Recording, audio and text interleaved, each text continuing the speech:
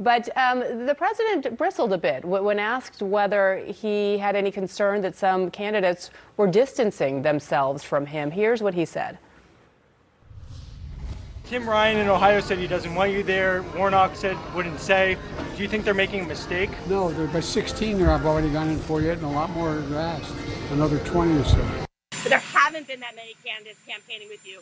Why are That's more? not true. There's been 15. Count, kid, count.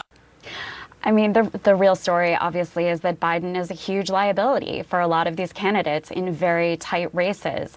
And every time you ask them, whether they're wanting Biden out on the campaign trail with them, a lot of them hedge.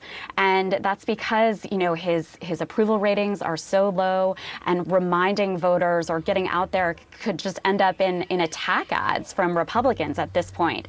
So, the White House can argue that these speeches are a more effective way to drive their messaging, but the person who is the most wanted surrogate out on the campaign trail this year at those big boisterous rallies is going to be former President Barack Obama, who we're going to see hitting the campaign trail in a lot of those key states coming up. Well, you were visiting states like Nevada and Arizona. What are you hearing from voters? Well, people are hurting so much out there economically, and you talk to people who say they've taken on second jobs, that they are cutting all of these costs and having a lot of trouble covering the bills.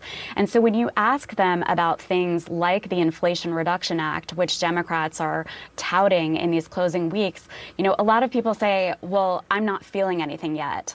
And some of them even laugh when you mention the name of that act. They say, where's the reduction? And so people are really hurting, and it's a really sour mood out there. And that is the huge challenge for Democrats in these final weeks.